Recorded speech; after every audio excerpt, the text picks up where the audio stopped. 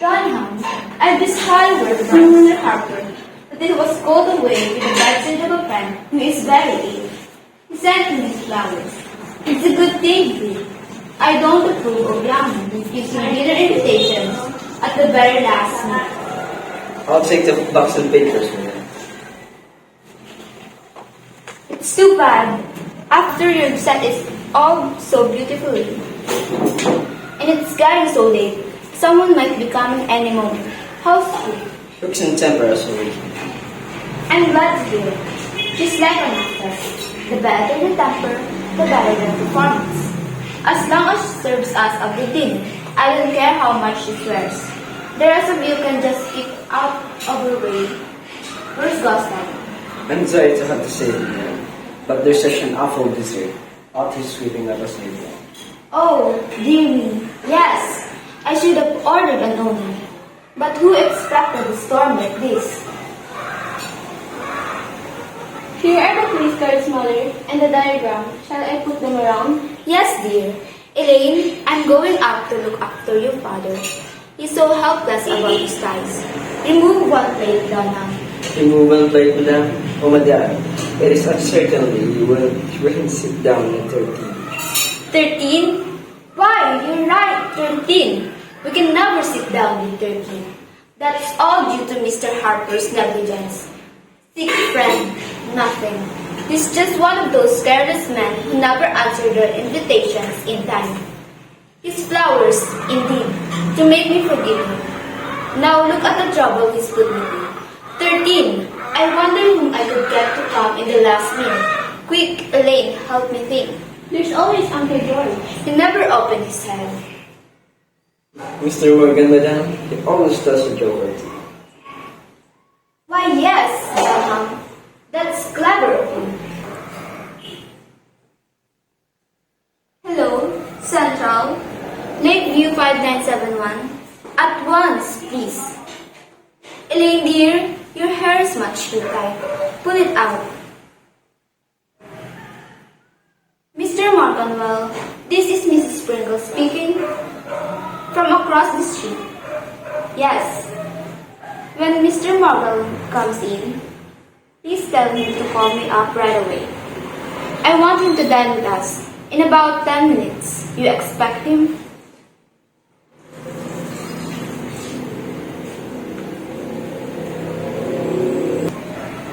Have him call me right away. Now, if you shouldn't get it, then what'll I do? Well, Mother, I don't have to be at the table. It's your party anyway. Everybody's married and older than I am. Didn't I put you next to Oliver Farnsworth? Millions! He's worth millions! Well, he won't be giving me any. Can't he marry you? Aren't you going to try to make a good match for yourself? I'll fling every eligible man I can at your head. Can't you finish at yourself? It's no use, Mother. You're trying to marry me off to anyone as important as he is. He frightens me to death. I lose my charm. I'm as afraid of him as I'd be afraid of the Prince of Wales. The Prince of Wales? Oh, what would give the Prince of Wales in my house? New York has lost its heart to him. I was just telling Mr. Farnsworth yesterday that I'd give anything to have the Prince here. I would establish my social position for life. And I have such a reputation for being a wonderful hostess. Dear me, the phone. Hello, Mrs. Sedgwick? Yes, this is Mrs. Pringle. What? No! Oh, caught in the snowdrift. Can't get another car? Good. The widow can come. That leaves us 12. Remove 2 plates, Dunham. Oh, that's a shame. I'm heartbroken. Oh, my dear, how can we get along without you? But have you really tried? Oh, I'm reduced to tears. Goodbye, dear. Well, I'm glad she dropped out. Central, give me Lakeview 5971. Dunham, with 2 less, you can save 2 cocktails, and at least 4 glasses of champagne. Has Mr. Morgan come in yet? Well, don't give him the message I telephoned before about crossing the street and to Mrs. Springles for dinner. It's too late, you understand? Well, anyway, I've invited Clem, returned my indebtedness, and saved my champagne besides. The winter's getting low, madam. What with the prohibition and entertaining so much? But mother, if you only have 12 people, father can sit at the head of the table. But he has to sit at the head. It looks too undignified when the man of the house is pushed to the side. There's no other way. There must be a woman at each end. How absurd! I always forget. Of course, 12 is an impossible number. I don't want to put any of these women at the head. There's Mrs. Darby, such a cat. I wouldn't give her the honor. And Mrs. Answer it, Dunham. Hello, Mrs. Springle's residence. A message? Yes, sir. What, sir? Mr. Derby, the doctor says your baby has chicken pox. Chicken pox? Elaine! Mother! Yes, sir. Mr. Derby says his apologies, but only the transmissibility end of the disease. Mr. and Mrs. Derby feels obliged to regret and also their host, Mr. and Mrs. Springles. That's 4 out! Then you're only 8. Quick, the plates still come. Don't we know someone to invite the last minute? The hot foods. They don't serve drinks when they entertain. I can't afford to invite them to drink mine. The greens. She's not interesting enough. Mr. Conley. He never makes a dinner call, even after all the times I have invited him. Esther Langley. Not at the same table with you and Oliver Farnsworth. She's far too pretty, too clever. Where's our book?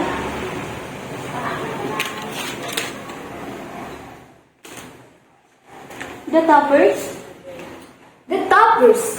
Good heavens, Elaine. 6 in the family.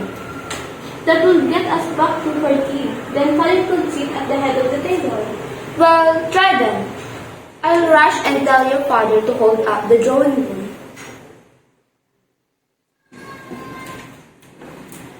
Page 9325. This is Elaine Pringle. What topper am I speaking to?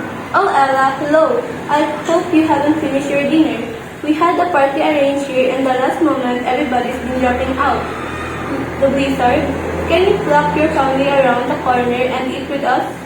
Mother and I thought we knew you well enough to call you like this at the 7th hour. You would? Oh, fine. 6 more plates, Dunham. What?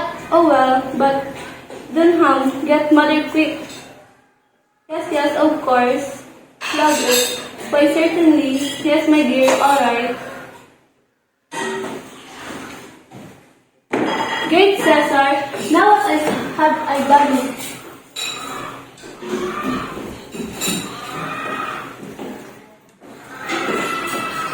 What's the matter, Elaine? What is? Now I've done it. I've just done it. But I couldn't get out of it. I just couldn't. You weren't here. I always lose my head and balance things. But what? Don't keep us waiting like this. What is it? I invited Ella and the family and she accepted and then she said they had 2 house guests. And would it be alright? And of course I said it would. And now we're 16.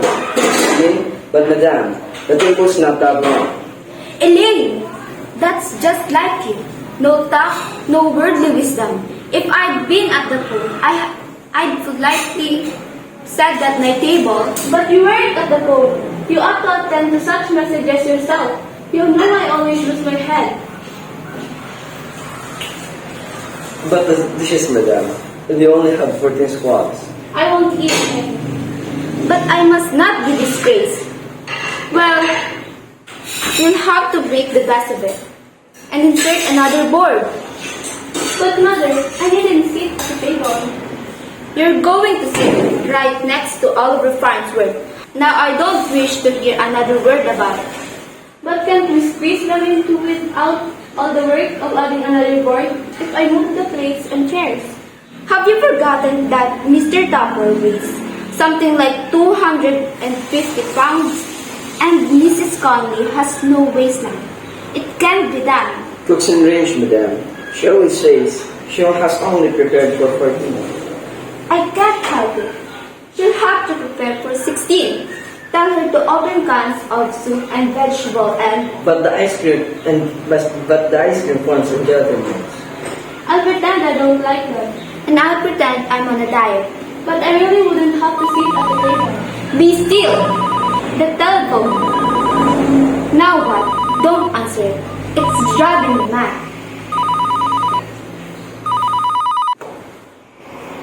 Hello? Yes? This is Mrs. Pringle? Oh, yes. Jessica. What? The blizzard? You're cold? Too dangerous. Oh, Jessica. You poor dear. Yes. Your husband's right. It would be foolhardy. Put on a mustard. Plaster. Hot toddy, go to bed. So sorry. There. That's wonderful. Now we are just 14. But the cards are all wrong. Only 6 are coming who were invited originally. You have to make another diagram. How do you want them seated? Give it to me.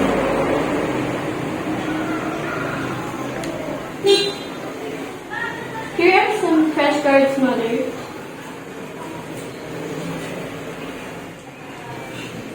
What a mess! I spent hours over that diagram. So much depends upon having guests seated harmoniously. There's the front doorbell, Branham. I told Annie to answer it for you.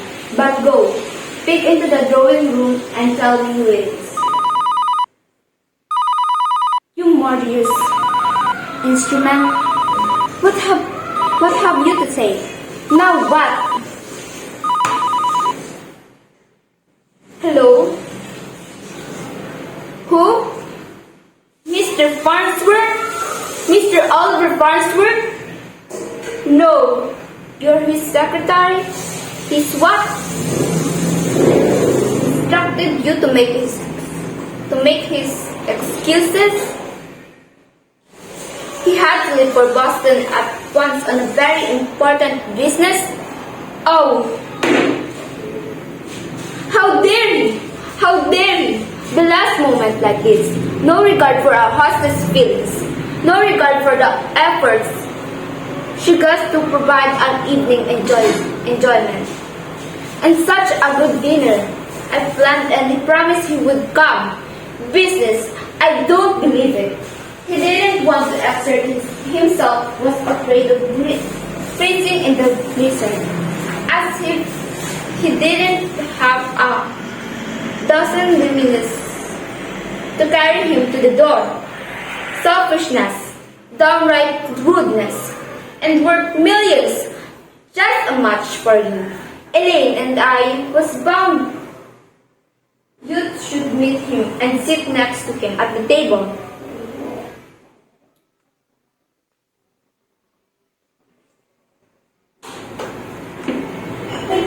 And now I don't know when I can give you a chance like that again.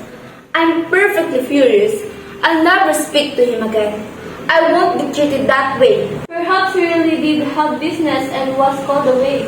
And I one of the most important hostesses in the city. People clamoring to receive my invitation, and all my affairs are success. I insist that they shall be. I can't bear a failure. I won't have a failure. He was my most important guest. He's such a man's manso. Important financially, every other man considers it an honor to meet him. And now not coming, I'm furious. Furious. It's all this damn mob blizzard. Now I will have to stay away from the table. His not coming makes us 13 again. Go to bed, nursery. I'll send you milk and crackers. Go out to lunch. But mother, it's not my fault that he had business out of town. Yes, it is. If you perk up a bit and not to be so timid and make something of yourself, he would hear about your attraction from other men and be curious to meet you himself. Oh, what a family I have. No one to help me with my ambitions. Go to bed. I certainly won't sit down with to 13. Go to bed. Get out of my sight. It's Mr. Morgan, madam. Mr. Morgan? But I telephoned his maid to tell him not to come. You couldn't have to receive the second message, madam, for I heard he's explaining to Mr. Pringles how happy he was to receive your telephone invitation. That makes you 13 again, unless you don't want me to go. Of course, I don't want you to go to bed. We're back to where we started. 14, Dunham. I'll get the cocktails ready, madam. Annie told me there were several motors making their way through the snow. It's late. Now the cook's swearing about the dinner getting too dry. I won't answer it. I should say not hello. What is it? Yes, yes. Mrs. Stopper? Yes, Mrs. Stopper. But now you must come. We're prepared for you. Yes, for 8 of you. Your daughter told my daughter about house guests, and we are delighted to have them. But now we're set for you, but every plate is set. But your daughter was quite right. It wasn't an imposition at all. But you must come now. Of course, my daughter had authority to invite the guests. Oh, 8 isn't all a big number. There is a rule. The table is all set, but I beg of you. But my dear, you are not imposing. Oh, but how foolish of you to take that stand. Why, my dear? My dear. Now, what do you think of that? Mrs. Topper is perfectly furious at Ella for telling you about the house guests and says Ella has no tact, that nothing would induce her to bring 8 when we invited 6. So she's leaving Ella and Henry at home. Only 6 are coming. Remove 2 plates, Dunham.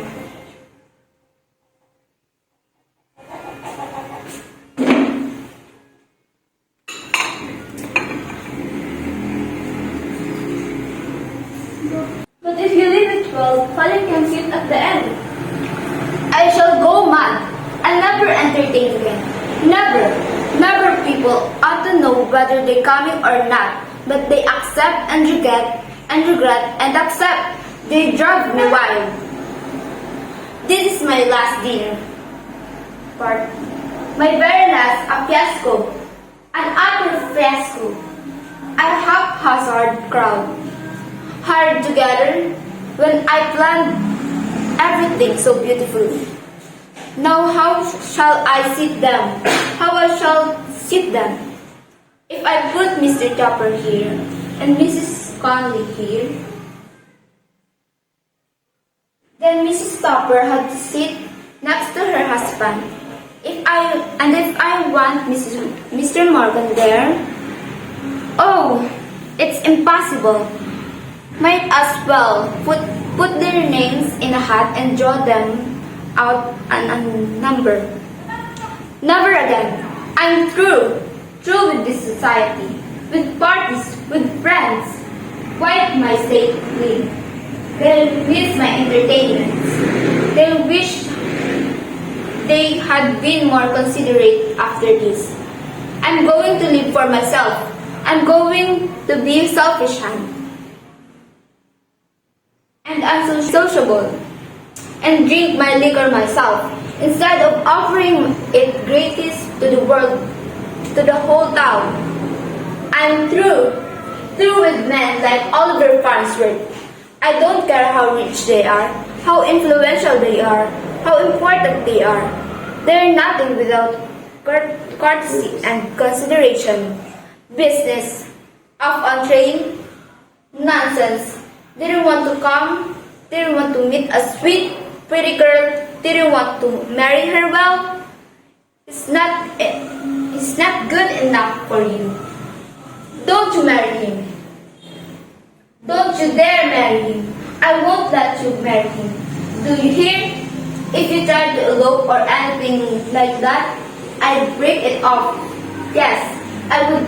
Oliver Farnsworth will never get recognition from me. He is beneath my notice. I hate Oliver Farnsworth. A note from Oliver Farnsworth. A note from Oliver Farnsworth? Yes, madam. There are two strange gentlemen in the lower wall. They were presented this letter. He said he was secretary. All the other guests are upstairs in the drawing room, madam. I counted 12 in hall, including you and Mr. Pringles and Miss Elaine. But the two gentlemen downstairs, madam, are waiting for you. Answer the one gentleman's face. Looked like familiar, madam, but I just placed, although I'm sure I've seen his face somewhere. Seen his face somewhere? Oh, my goodness! Elaine! It's the Prince of Wales! The secretary said you cut off the telephone or Central disconnected you. He was about to tell you that Mr. Farnsworth knew that the blizzard had prevented His Highness from keeping an engagement way uptown. The Prince of Wales sitting in my lower hall? Then will be 13 again. The secretary, miss, he is his bodyguard. Certainly. The secretary, Elaine, we shall be 14 at dinner. Serve the cocktails, Dunham. The guests may sit anywhere they choose. I shall bring the prince in with me. But mother, wasn't it nice of Oliver Farnsworth to send a prince in it? Didn't I always said that Oliver Farnsworth was the most considerate of men? I think I shall like Mr. Farnsworth. Silly child. It is too late now to like Mr. Farnsworth. It's time to like the prince. I always manage somehow to be the most successful of hostesses. Thank God for the blizzard.